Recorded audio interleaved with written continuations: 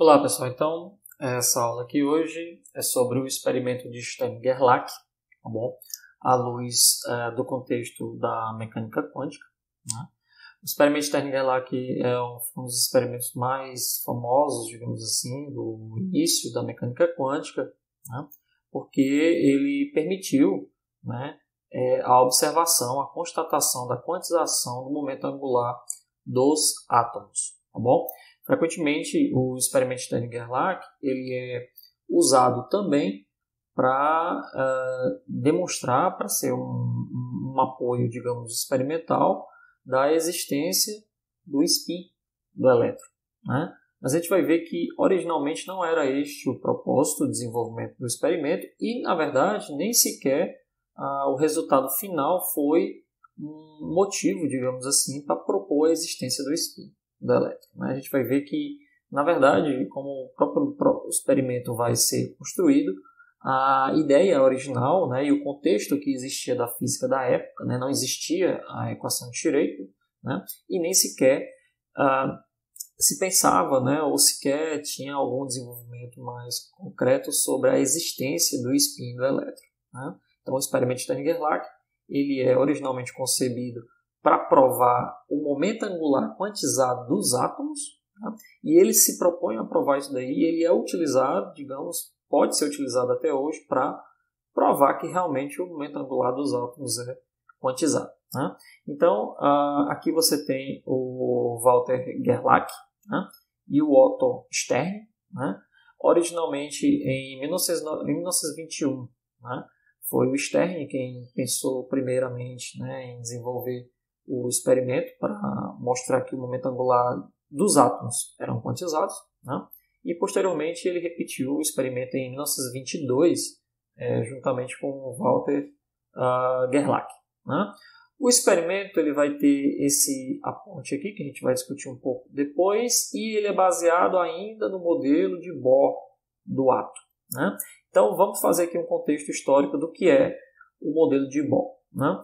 O modelo de Bohr foi proposto aqui por Niels Bohr, né, que faz uma semelhança, né, uma analogia entre o modelo planetário, né, com o Sol no centro do Sistema Solar, e os planetas girando ao redor do Sol, né? Então, ao mesmo tempo, você propõe que o átomo, né, Bohr propôs que o átomo também era composto do núcleo, né, no centro, e os elétrons, né, percorrendo órbitas aí circulares, né? É interessante notar que o modelo de Bohr, né, em nenhum momento propôs aí órbitas, digamos, elípticas. Isso vai acontecer somente com o incremento de Sommerfeld, né?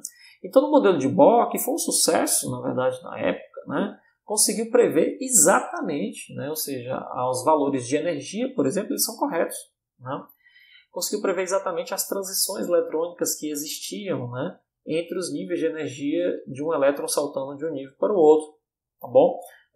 Os experimentais conseguiam medir essas transições eletrônicas de diversos átomos, né, inclusive o de hidrogênio, que é o carro-chefe, digamos, do modelo de Bohr, né, onde você tem somente um próton e um elétron, e os experimentais já conheciam todo o espectro de emissão, por exemplo, do hidrogênio, né, que são as famosas séries de Balmer, séries de Paschen, né, e séries de Lyman, né, que você estuda aí lá um pouco anteriormente em física moderna, né? E o modelo de Bohr conseguiu prever com muita precisão todas essas transições, tá bom?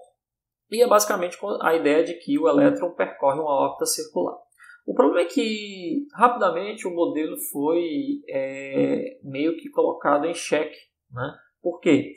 Porque os experimentais, novamente, continuavam a observar, por exemplo, né, pequenos desdobramentos, né, das transições eletrônicas, né, em cada uma dessas camadas, né? É o que posteriormente a gente vai chamar de separação fina, né, estrutura fina, né, do espectro de emissão dos átomos, né? É como se cada transição entre os níveis de energia tivesse aí pequenas subdivisões, né, que são outras transições que vêm para mais ou para menos, né, dado aquele posicionamento central. É como se você tivesse um nível bem largo de transição de energia, e aí aquele nível ele se desdobra em outros níveis, né, com valores muito próximos uns dos outros, né?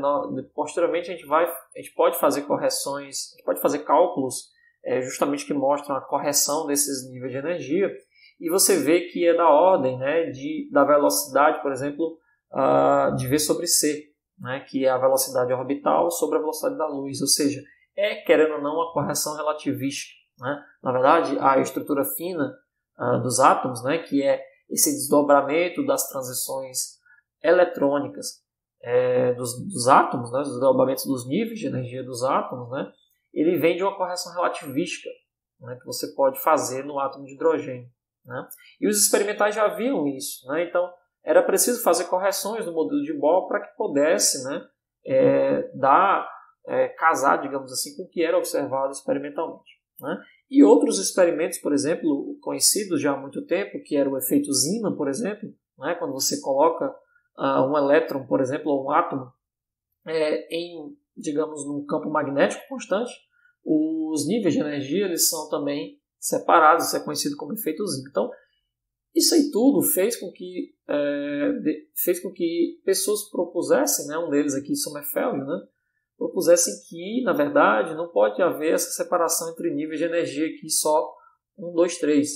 Era para ter uma separação além, né? Ou seja, deveria existir um novo número quântico aí, né, que a gente hoje conhece como número quântico L, né, que faz a separação entre as camadas, por exemplo, os 3S, 3P e 3D. Né? E na época isso daí foi proposto ser ainda com a ideia de modelo planetário, né, como se as órbitas, né, propostas por Bohr fossem deformadas, ou seja, você tem órbitas elípticas, né? Inclusive órbitas fora do plano também, ou seja, você tem órbitas dos elétrons que ficam fora do plano, dando origem, né, também a momento angular diferente, tá bom?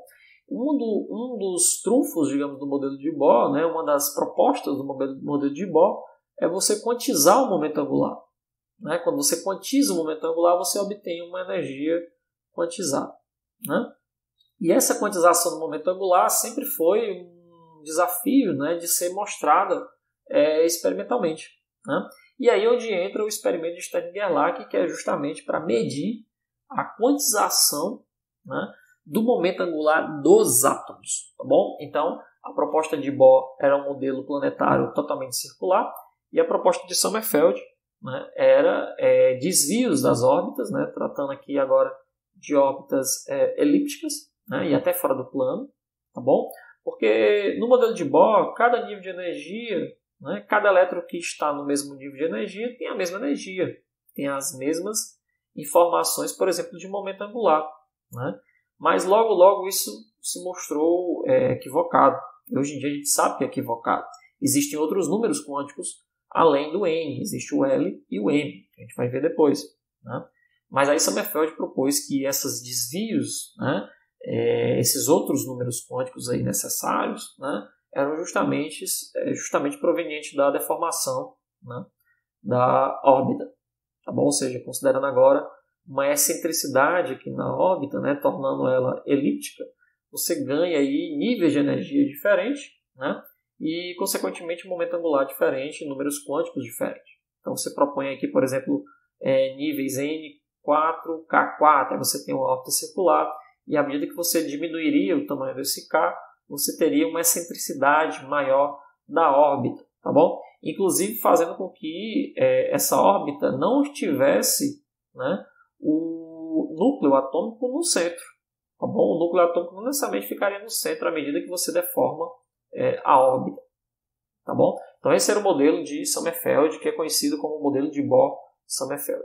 E é nesse contexto aí, nesse modelo de Bohr-Sommerfeld, que entra o experimento de Stern-Gerlach para propor a existência, né, para, digamos, verificar a existência da quantização do momento angular, tá bom? Então, por que eu estou falando de quantização do momento angular? Porque a gente sabe que um elétron, né, ou então uma partícula carregada, como assim o átomo é uma partícula carregada, à medida que ela se encontra em uma órbita, né, ou girando em torno de si mesma, ela desenvolve um momento angular, né? Se tiver numa órbita é chamado de momento angular orbital, se for em torno de si mesmo é chamado de momento angular intrínseco, né?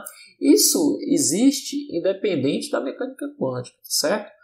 uma partícula, uma esfera carregada, girando em torno de um outro centro, por exemplo, ela desenvolve ali um momento angular orbital.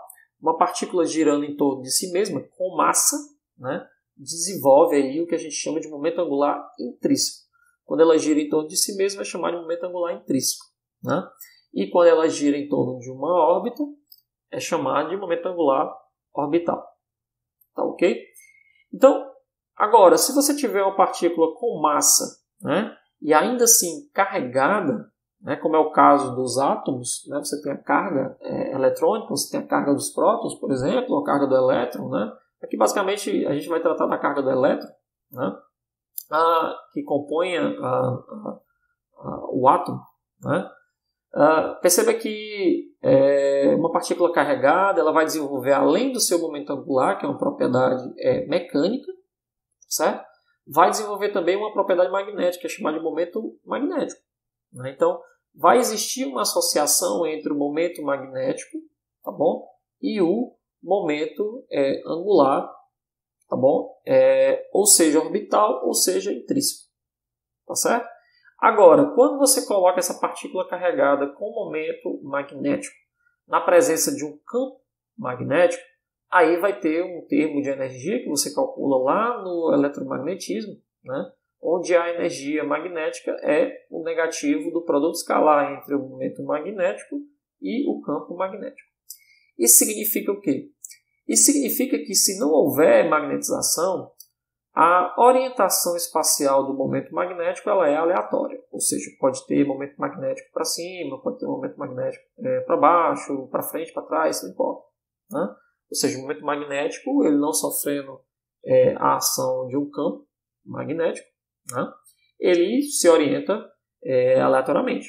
A única coisa que perturba o momento magnético é outro campo magnético externo. Tá bom? Então, quando o campo magnético é ligado na presença desse momento magnético, o momento magnético ele passa a se orientar preferencialmente na direção do campo. Tá bom? Então, à medida que você aplica um campo aqui numa determinada direção, por exemplo, positiva de Z, o momento magnético de uma partícula, né, no caso aqui pode ser do elétron, né, ele vai se orientar nessa direção ou na direção contrária. É interessante que a direção contrária ela é energeticamente menos favorável, ou seja, é mais favorável se orientar na direção paralela ao campo e não antiparalela, tá certo? E aí tem um fenômeno de precessão também que ocorre lá no eletromagnetismo. Isso é normal das partículas que são submetidas, né, a campo magnético. Né? Aqui não tem nada de mecânica quântica por enquanto. Tá bom? Não tem nada de mecânica quântica por enquanto. Né? O que acontece aqui? O problema é que no experimento de Stern-Gerlach a gente tem a ideia de que os átomos, né, ou seja, são compostos de um núcleo, né, e os elétrons estão, né, no modelo de Bohr-Sommerfeld, estão orbitando em torno do núcleo. Né? A partir do momento que aquele elétron tem uma carga, tá bom? E ele tem a sua massa, né, e ele está girando em torno do núcleo, né, do átomo, ele vai ter um momento angular orbital. Né? E lá na física clássica, não precisa de mecânica quântica, existe uma relação direta entre o momento magnético, que é esse μ, e o momento angular, que é o L. Tá bom? A relação é de proporcionalidade, ou seja, na medida que você tem a orientação do μ, você tem a orientação do L. Né? Ou vice-versa, à medida que você tem a orientação do L, né, de que ele está girando, o momento magnético vai estar naquela direção. A constante de proporcionalidade entre o μ e o L, que é o momento angular, é chamada de razão giromagnética. É um gama. Tá bom? A gente não vai entrar em detalhes ainda disso aqui, mas o que eu quero que vocês entendam é o seguinte, que basta uma partícula ter momento angular e ela ser carregada, né, ela vai ter momento magnético. Essa razão giromagnética entre o L e o μ, ela é a carga dividida pela massa, em geral. Né? Em geral, é o valor da carga da partícula dividido pela massa da partícula. Tudo bem? Isso é lá do eletromagnetismo, não é mecânica quântica. Bom, então o que é que Stern e Gerlach eles propuseram no experimento? propuseram aquecer, né, átomos de prata, né, e eu vou já discutir para vocês por que os átomos de prata foram escolhidos, né, tem uma razão bem especial, tá bom? Utilizou-se aqui átomos de prata aquecidos num forno, né? Aí você pega esse feixe que sai aqui aquecido, né, os átomos no caso, entra no colimador, né, e o colimador nada mais é do que uma entidade que vai fazer com que o feixe saia mais ou menos linear, né, mais ou menos paralelo à direção que você quer colimar, né, é um colimador de feixe, e aí passa por um grande ímã aqui, e o detalhe é que esse ímã entre os polos aqui, por exemplo, sul e norte, né, ele desenvolve um campo magnético aqui não constante. E é extremamente importante que esse campo magnético aqui não seja constante, mas que ele varie fortemente, né, para que apareça aí uma força, né, uma força mesmo, né, do ponto de vista clássico, uma força mesmo, né, que faz com que o momento magnético ele tenha uma direção privilegiada. De onde é que vem essa força? Né? A partir do momento que você tem uma partícula com um momento magnético atravessando o campo magnético, a gente já viu que ele vai, né, se orientar na direção do campo. Né? Isso é um processo básico. Por quê? Porque aqui, quando o produto escalar ele é positivo, a energia dá negativo. Né?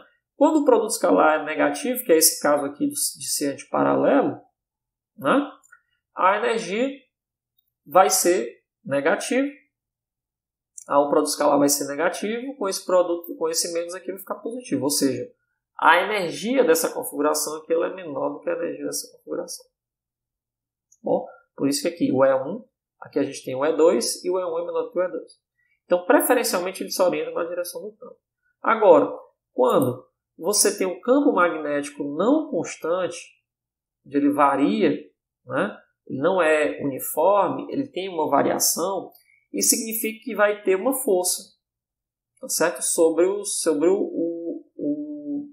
uma força, digamos, que percorre toda a dimensão aqui do ímã.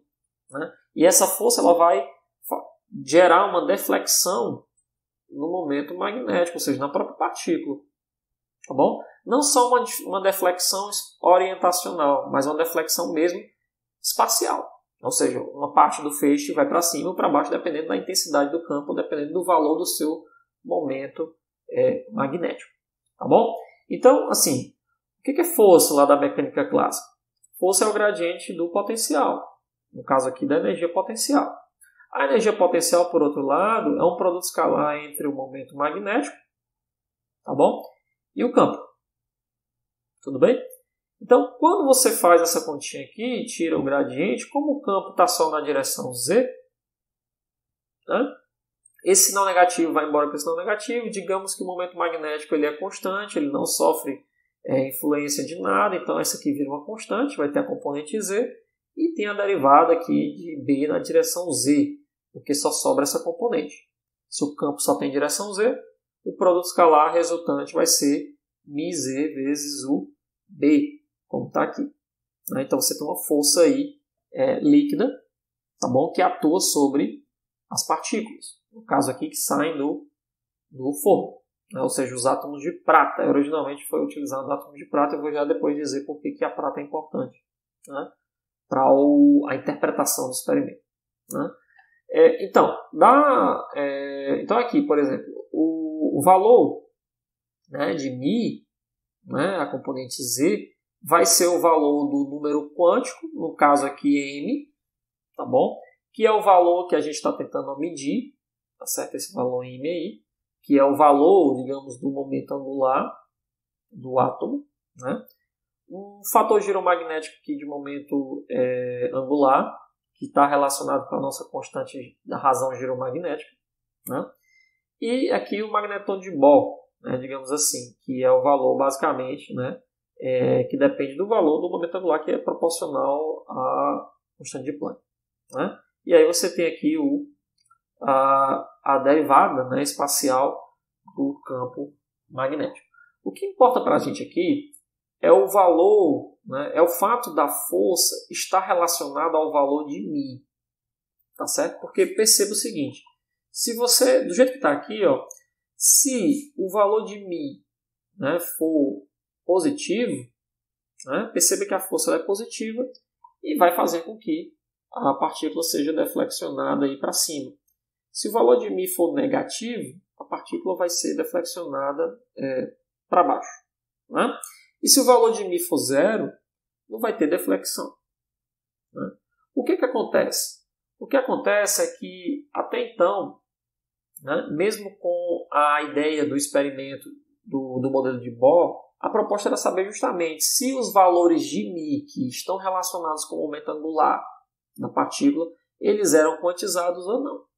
E o que é ser quantizado ou não? Quando ele não é quantizado, né, que é a ideia clássica, né, o valor do vetor μ ele pode assumir qualquer direção, que é o momento angular de uma partícula. Ele pode assumir direção positiva, pode ser zero, pode ser negativo, e pode assumir qualquer valor. Né? Se for quantizado, ele só vai assumir valores fixos, valores discretos. Ou é com um determinado jeito ou é do outro. Ou pode ter três opções. Pode ter uma, duas, três. O fato é que se você tiver um momento angular não quantizado, a orientação do momento magnético ela é aleatória. Então, em princípio, você teria deflexões aqui no experimento de Stern-Gerlach aleatoriamente. Tá certo? Então, se o momento angular não for quantizado, o feixe que vai ser espalhado aqui, ele vai ser distribuído em toda a placa. Ou seja, vai ter partícula em toda a placa. Agora, se o momento magnético, né, consequentemente o momento angular, for quantizado, aí você vai ter uma separação clara de feixes. Parte do feixe vai para um lado, parte do feixe vai para o outro, ou você tem três tipos de feixes espalhados. Você pode ter o feixe espalhado na direção positiva, você pode ter o feixe não espalhado, que é quando o momento, por exemplo, angular assume o valor zero, consequentemente o momento magnético é zero, e aí não tem deflexão, porque a deflexão é proporcional, como você está vendo aqui, ao momento magnético. Né? E você pode ter deflexão negativa, ou seja, dependendo da quantidade de quantização que você tem em cima do L, você vai ter uma quantidade de feixes separados. Né? Então, se a quantização no momento angular for só duas, você vai ter dois feixes. Se a quantização no momento angular for três, né, você vai ter aí três feixes. Se a quantização do momento angular for 4, você vai ter 4 feixes espalhados. E claramente espalhados, ou seja, quando as coisas são quantizadas, você sabe exatamente a diferença entre eles. Você consegue ver o espaçamento entre eles. E perceba que na proposta de Bohr e Sommerfeld aqui já tinha um tipo de quantização. Né? Ou seja, você tinha para o mesmo nível de energia, ou seja, o nível 3, por exemplo, você tinha valores quantizados para L, que é dSt, por exemplo. Né? E aí são 3 quantizações diferentes, nesse caso. Bom, são 3 tipos de feixes que poderiam aparecer no experimento de Stern-Gerlach, porque cada elétron desta órbita, da órbita 3D, ou da órbita 3P, ou da órbita 3S, por exemplo, eles teriam o seu momento angular, orbital, teriam consequentemente o seu momento magnético específico, e eles seriam, né, refletidos, aí, no caso, defletidos, né, no caso uma deflexão, em uma direção específica. Tá bom? E o que aconteceu no experimento de Stern-Gerlach? Bom, o que aconteceu, então aqui como eu estava explicando, então você tem aqui, no experimento original era átomos de prata, né? E aí você tem um feixe atômico, como eu falei para vocês, ó, se o momento magnético for quantizado, por exemplo, aqui é um exemplo, né? Menos 1, 0 e μ. Né? Se fosse assim, quando passar pelo campo magnético inhomogêneo, você teria uma deflexão em 3 feixes. Tá bom? Esse seria o resultado. Se não fosse quantizado, se isso aqui tudo fosse aleatório, né, aí você teria uma grande mancha aqui de feixe espalhado, né, na placa coletora. Tá bom? E o que aconteceu no experimento? O que aconteceu é que quando eles não tinham campo, você tinha eles observaram simplesmente essa manchinha aqui, né? Ou seja, todas as partículas, todos os raios, né, atômicos, todos os feixes atômicos, todo feixe, de certa forma, incidiu no centro, que é o óbvio. Se não tem campo, não tem interação com o momento angular, o feixe vai continuar o seu caminho aí, normalmente, que é um feixe colimado, né? Perceba que é um feixe colimado. Agora, a partir do momento que você liga o campo, o que eles observaram é que houve claramente uma separação entre os dois feixes. Tá? E aí eu volto. Aqui eu estou usando um exemplo, que é um exemplo de quantização de 3 opções para momento angular, mas não necessariamente eram 3. Né? Aqui para o átomo de prata eles obtiveram 2. Tá certo? Esse é o detalhe importante, né, aqui do experimento. Então, assim, com isso o experimento foi um sucesso. Por quê? Porque percebeu-se, né, que o momento angular do átomo é quantizado sim. Você tem aqui dois feixes bem separados. Né? Um feixe foi para cima, o outro feixe foi para baixo. Né? Então isso na época gerou uma grande repercussão. Muitos outros pesquisadores da época, o próprio Bohr, né, parabenizou o Stern e o Gerlach. Tem um artigo muito bom que discute isso daí um pouquinho. Né? Eu posso deixar aí depois para vocês como referência. Posso mostrar o artigo, né? Que é interessante ler essa história aí com mais calma, né? Mas o resultado do experimento foi um sucesso, porque demonstrou-se que o momento angular dos átomos era quantizado. E é sobre isso que se trata o experimento originalmente, que o momento angular dos átomos era quantizado. Né? E é isso que o experimento se propôs a fazer. Né? O problema é o quê?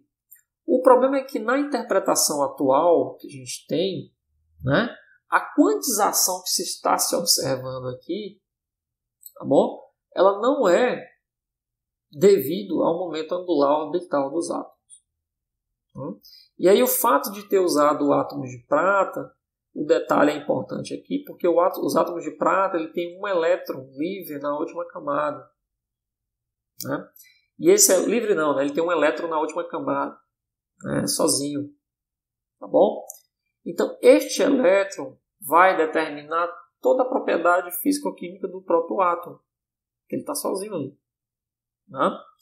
E é justamente esse elétron, por ele estar em uma camada que hoje a gente conhece como camada S, ela não tem momento angular orbital. Né? Então, na época não houve esse debate, o experimento foi um sucesso, mostrou-se que o átomo, né, realmente tinha o seu momento angular quantizado devido aos elétrons que estão na órbita, né, mostrou-se a quantização explícita. Só que hoje em dia a gente, digamos, reinterpreta esse experimento, né, e posteriormente, alguns anos depois, foi refeito o experimento para mostrar de fato que quem estava interagindo aqui nesse caso aqui com o campo magnético era o spin do elétron, né, que era um momento angular intrínseco do elétron, não necessariamente associado à órbita do elétron. Né? Isso é um detalhe importante, né? Porque a quantização, né, a gente vai ver depois quando for estudar momento angular, a teoria do momento angular, a quantização do momento angular ela tem um detalhe importante, né, que é a seguinte: a quantização dos elétrons que compõem o átomo, né, por exemplo, o átomo de hidrogênio, né, os átomos de forma geral, o momento angular orbital ele é quantizado de forma inteira de H cortado. Então você tem 0, você tem H cortado, você tem 2H cortado, 3H cortado, você tem menos H cortado, menos 2H cortado, menos 3H cortado. Ou seja, você vai ter sempre um número ímpar de componentes quantizadas do momento angular orbital. Tá certo? Então, na época não houve essa discussão, porque até então não tinha spin, nem tem a necessidade também de ter quantização, de contar o número de quantizações, né, que eram observadas, mas posteriormente, pouco tempo depois, houve essa discussão. Por quê? Porque aqui está se observando duas componentes. Uma quantização com duas possibilidades para o momento angular.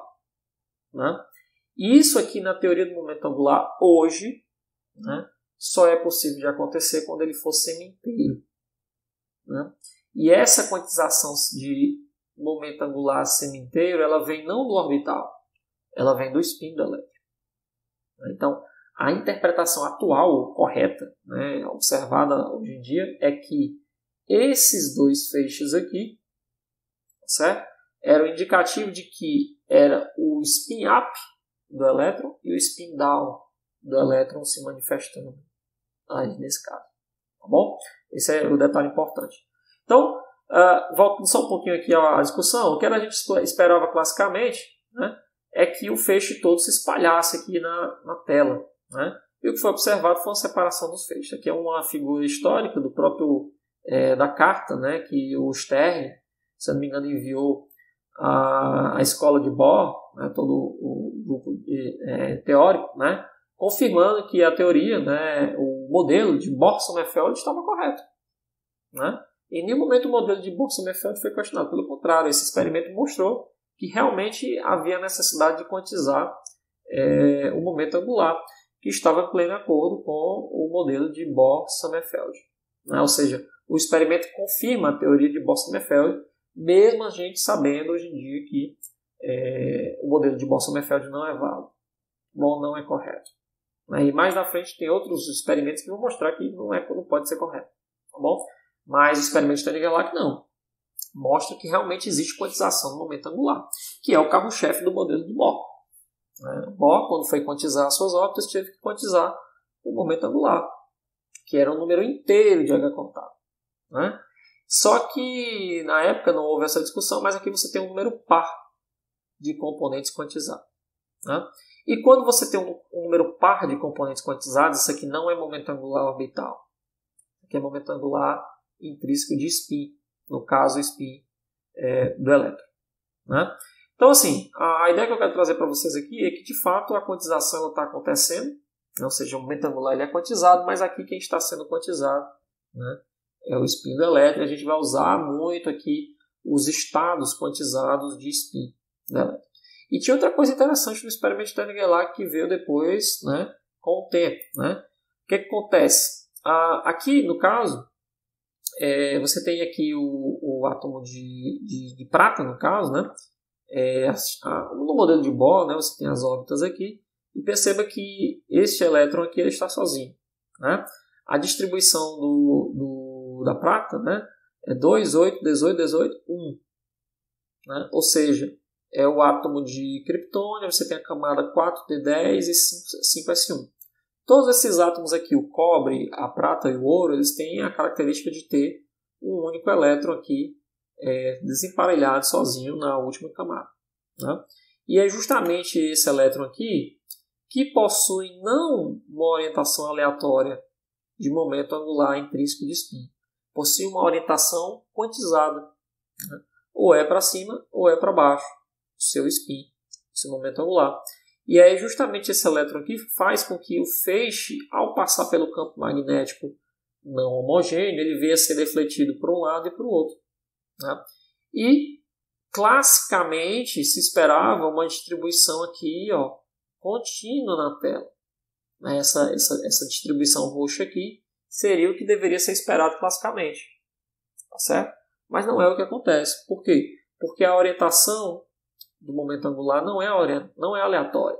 Antes de passar pelo equipamento, a orientação do spin, no caso aqui do elétron, já é ou para cima ou é para baixo. Ou é inteiro ou é semi-inteiro. Ou é, mais um meio ou é menos um meio, já era cortado, como a gente conhece hoje em dia. Né? Então, o que foi observado lá, na verdade, foi uma manifestação, mesmo que eles não estivessem a par disso daí na época, até porque, como eu falei, o experimento veio para confirmar o modelo de Bohr-Sommerfeld, né, de que o átomo tinha momento angular quantizado. Mas, na verdade, o que eles estavam observando, de fato, né, era a quantização do spin da elétron. Né? Não era este o propósito, não foi esse o resultado final, né, mas é o que estava lá no experimento denunciando. Né? Não foi essa a conclusão das pessoas que estavam envolvidas no experimento, mas é aquilo que ali era uma manifestação do spin do elétron. Né? Posteriormente foi justamente repetido o experimento aí, de fato, para mostrar que realmente era o spin do elétron ali que estava interagindo com o campo. Né? Então a gente vem aqui com a ideia de estados quantizados. Né? Você tem um estado quantizado aqui do spin na direção Z positiva, né? E na direção negativa aqui, né, de Z, né? A gente chama aqui de mais 1/2, né? No caso, mais 1/2 de H cortado e menos 1/2 de H cortado. Isso aqui é a quantização, né, do momento angular intrínseco do elétron, que a gente chama também de spin do elétron, né? Então, perceba que essa quantização, né, ela só está acontecendo, e mais na frente, né, quando a gente for falar de medidas, né, nas ideias de medidas, eu vou discutir isso aqui também, né? Essa quantização aqui, né, ela só aconteceu porque eu fiz uma medida, né? Eu coloquei um campo magnético para separar essas componentes. Isso é o fato de medir, é o ato de medir na mecânica quântica, né? E aí, quando eu meço na mecânica quântica, você tem lá, né, o resultado da medida são os estados quânticos, né, próprios do sistema.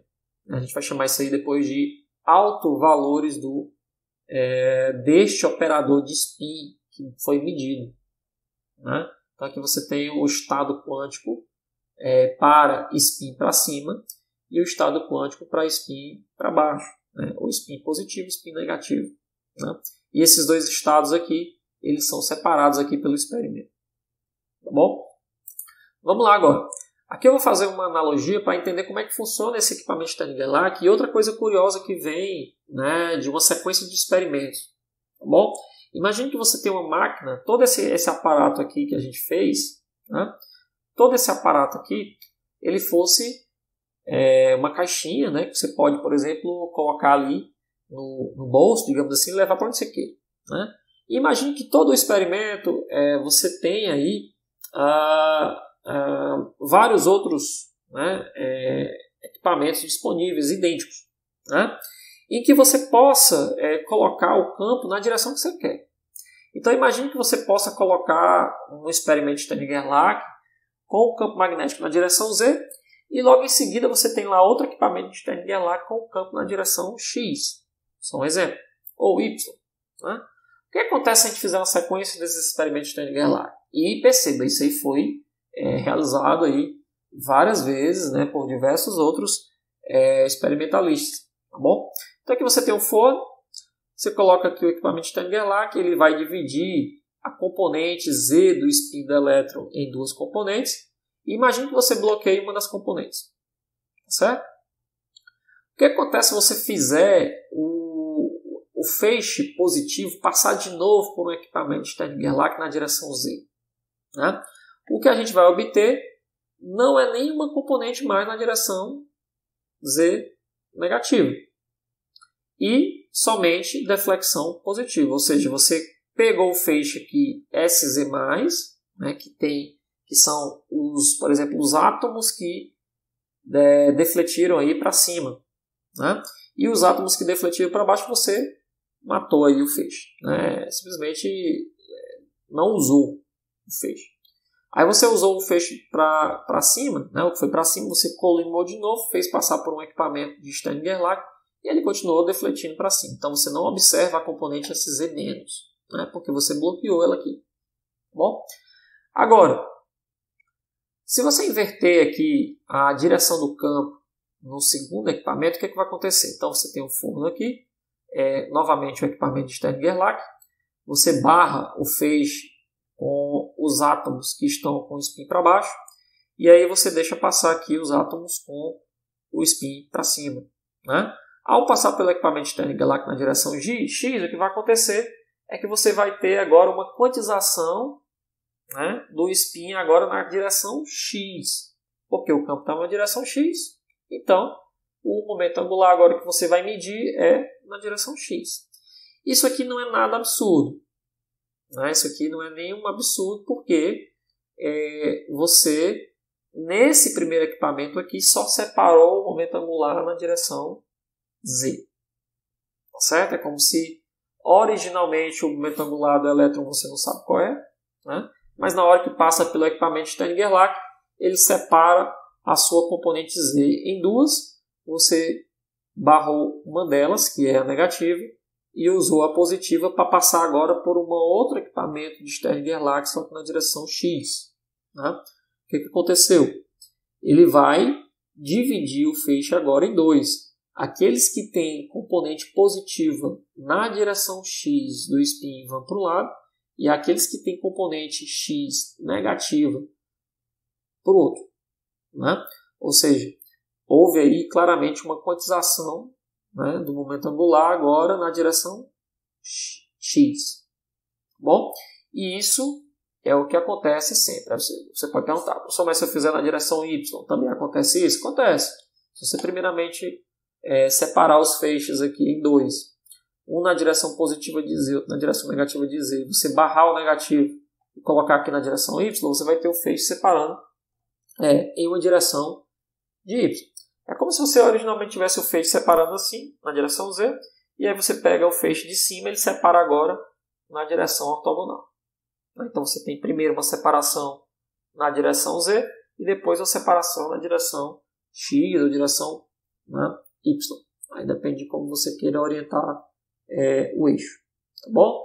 Aí vocês, perde intensidade? Perde. Já perceba que à medida que eu corto um dos feixes, eu estou perdendo intensidade. Né? Uma coisa interessante do experimento de Stern-Gerlach é que os valores que você obtém aqui da intensidade do feixe, eles são idênticos. Tá? Pode repetir aí 1 zilhão de vezes o experimento, você vai ter sempre que metade do feixe vai para cima e metade do feixe vai para baixo. Então, se você lançar aqui 100 partículas, né, 100 átomos, digamos assim, de prata, 50 deles em média, né, desde que você faça uma sucessão de medidas, 50 deles aí vão para cima, 50 deles vão para baixo. Não necessariamente vai exatamente os 50, mas digamos 49, 51, 48, 52, mas numa média aí, você vai ter sempre a metade indo para um lado e a metade indo para o outro. Tanto é que a intensidade observada aqui, né, tanto de um lado como do outro, ela não varia muito, ela é praticamente a mesma coisa. É 50% para um lado e 50% para o outro. Tá bom? Só que quando você faz experimentos desse tipo aqui, sequenciais, é lógico que, como foi aqui já dividido, parte do feixe foi bloqueado e outra parte passou. Essa subdivisão aqui na direção X já é também em cima da subdivisão anterior. Né? Então, por exemplo, se você lança aqui o feixe com 100 partículas, vou só um exemplo ilustrativo. 50 partículas passam por aqui. Cada um desses feixes aqui, onde a componente X agora foi separada, né, tem 25 a 25.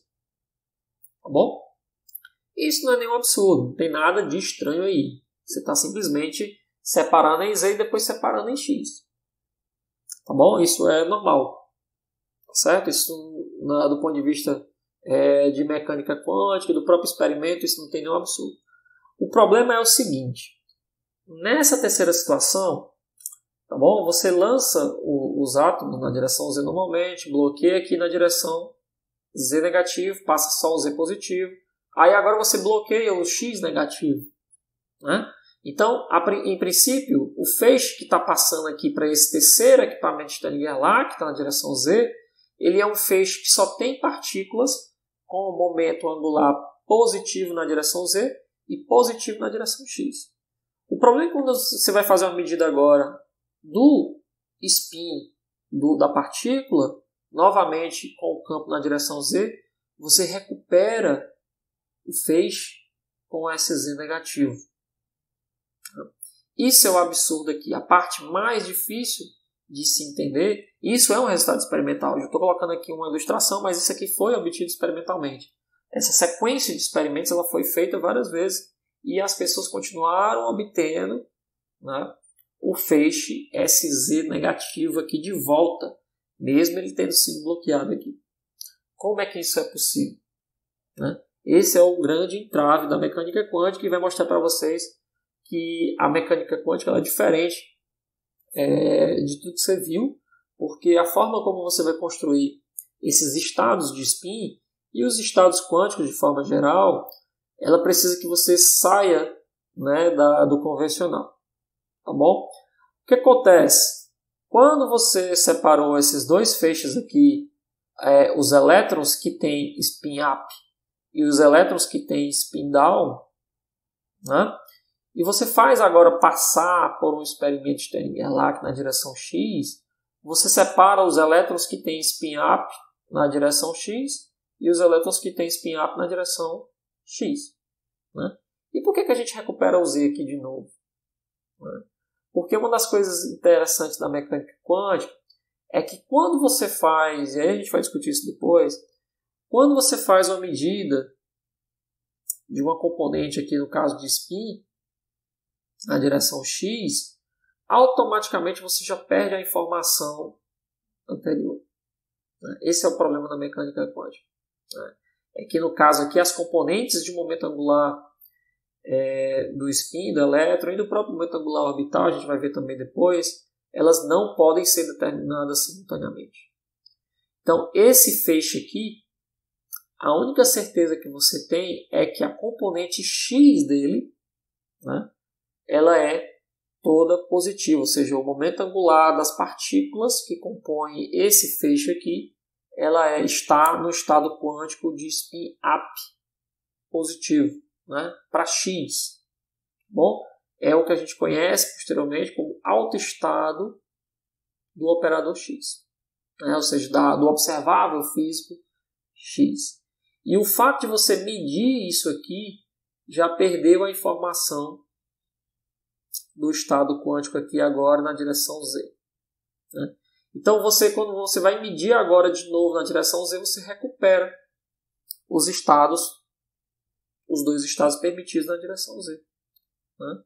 Isso nos leva a crer que a entender o seguinte, como é que funciona a mecânica quântica, que o ato de medir, né, o estado de uma partícula faz com que você obtenha os valores que aquele observável físico que você está medindo te propõe. Eu vou discutir depois com vocês medidas, né? E quando você faz isso, você já perdeu a informação anterior, né? É como se os estados que vocês estão medindo naquele momento, ele obrigatoriamente é uma combinação linear dos estados anteriores. Aí a gente vai usar justamente essa ideia. Então, uma das coisas mais bizarras de uma sequência de experimentos desse tipo aqui de Stern-Gerlach é que você pode recuperar partículas com spin para baixo na direção Z. Porque no momento em que você mediu agora a componente X, né, do momento angular intrínseco do elétron, por exemplo, você perdeu a informação da componente na direção Z, né? Então, isso aqui pode ser refeito para X e Y, pode ser refeito para Y e Z, tá certo? Sem problema nenhum. E o que você vai constatar é que você não consegue separar um feixe único de partículas que tenham duas componentes do spin do elétron, né, bem definidos, né? Então, essa sequência de experimentos de Stern-Gerlach, ela vem para te mostrar que é impossível medir, obter uma partícula em que o estado quântico dessa partícula seja o spin-up positivo na direção Z e spin-up positivo na direção X. De forma geral, você não consegue saber quem são as componentes do momento angular do elétron, né? Nem duas, imagine três. Então você não sabe nem duas delas, imagine as três. Tá? Isso nos leva a crer que a mecânica quântica é um pouquinho mais complexa do que a gente imaginava na mecânica clássica, porque na mecânica clássica todo vetor ele tem as suas componentes bem definidas. Se desenha o vetor no espaço, normalmente. Na mecânica quântica você não consegue fazer isso. Se você determina uma das componentes, a outra fica indeterminada. Essa é uma conclusão do próprio experimento de Stern-Gerlach. Tudo bem? Então, assim, de forma geral, o que a gente pode concluir? Que as três componentes do momento angular de spin do elétron, do momento angular intrínseco do elétron, elas não podem ser determinadas simultaneamente. Em compensação, você pode sim determinar uma delas, né, de forma correta, de forma exata, que é a quantização aqui no caso. Pode determinar o SZ, pode determinar o SY ou o SX, mas duas delas ou três, não, né? E essas componentes, elas podem ser medidas com equipamento de galáctico. Por quê? Porque se você voltar lá, ó, você consegue usar aqui o valor da força, né, para medir o quanto que percorreu de trajetória. E esse percurso feito pela partícula faz com que você consiga medir justamente o valor aqui, né, desse rapaz aqui. Porque conforme você tem a intensidade da deflexão, você vai ter o valor do próprio spin. Né? Você sabe quanto é que é o campo magnético, porque foi você que projetou o equipamento. Então, retirando aí as constantes que você já conhece, você consegue obter que o valor aqui, no caso, para o spin, na direção Z, é mais H cortado sobre 2, e aqui é menos H cortado sobre 2. Diferentemente da ideia de Bohr. Tá bom? Esse aqui foi um dos detalhes que já colocou, digamos, um entrave no modelo de Bohr. Né? Porque o obtido aqui era que o spin, que é um momento angular, ele era semi-inteiro de H cortado. E não inteiro de H cortado como Bohr colocou lá no modelo do átomo de hidrogênio. Lá funciona, a gente vai ver depois que funciona mesmo, as energias são aquelas mesmas. Só que no que se refere ao spin, o momento angular ele é semi-inteiro de H cortado. Bom, e o fato de ter dado certo lá para Bohr é porque as energias não dependem, né, nesse caso aí, do spin e do elétron. As energias que Bohr obteve, né, que dão origem às séries de emissão, séries de Balmer, séries de Paschen, séries de Lyman, né, elas não dependem desse momento angular aqui intrínseco de spin. Por isso que lá no modelo de Bohr funcionou. Mas, para medir a deflexão no experimento de Stern-Gerlach não funciona. Por quê? Porque há uma necessidade de quantizar de forma semi-inteira. Né? Por isso que aparece duas componentes. Isso só acontece quando o spin é semi-inteiro de H cortado. Né? Então, ao longo do nosso curso, eu vou chamar esses dois estados quânticos aqui de Psi de SZ+, depois a gente vai mudar um pouco a nomenclatura, vocês vão ver que vai ficar bem mais simples. Né? E eu vou chamar esse outro estado quântico aqui de Psi de SZ-. Né? E aí a gente vai tentar discutir aqui nas próximas aulas, né, como é que a gente pode construir matematicamente esses estados quânticos aqui a partir dos outros estados, por exemplo, de SX ou de SY.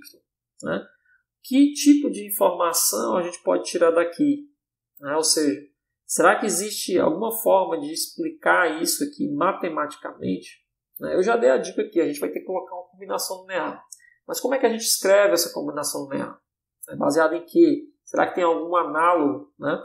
Isso a gente vai ver na próxima aula. Tá certo? Então, eu quero que vocês fiquem com essa ideia aqui de que o experimento de Stern-Gerlach originalmente ele foi feito para mostrar a quantização do momento angular dos átomos. Ele é bem sucedido em mostrar isso daí, só que nesse experimento específico da prata, né, o momento orbital era zero. Por quê? Porque o elétron que está sozinho aqui na prata, né, ele está na camada S. E hoje em dia a gente sabe que camada S não tem momento angular orbital. Né? Então, por mais que o experimento de Stern-Gerlach seja capaz de demonstrar a quantização do momento angular orbital, nesse caso específico da experiência de Stern-Gerlach, ele demonstra, mesmo sem ter sido a proposta da época, e mesmo depois de um bom tempo ainda não ter sido essa a conclusão, né, mas ele demonstra a existência de fato do spin do elétron. Né, porque nesse caso aqui, houve a manifestação do spin do elétron nesse experimento. Né? Então o experimento de Stern-Gerlach não é usado para demonstrar spin, ele é usado para mostrar a quantização de momento angular. Originalmente mostrou com sucesso a quantização do momento angular dos átomos. Só que, na época, não houve essa percepção de que, na verdade, este elétron aqui, ele não tinha momento angular orbital. Ele tinha um momento angular de spin, unicamente. Tá bom? Então, é basicamente sobre isso que eu queria trazer para vocês, que os dois estados que foram observados aqui no experimento, a gente vai chamar de estados da componente Z do spin do elétron, eu vou chamar de psi de SZ+, e estados aqui psi de SZ-, tá certo? E a gente vai fazer uma discussão posteriormente agora matemática sobre isso daí, tá bom? Então, até a próxima aula aí, pessoal.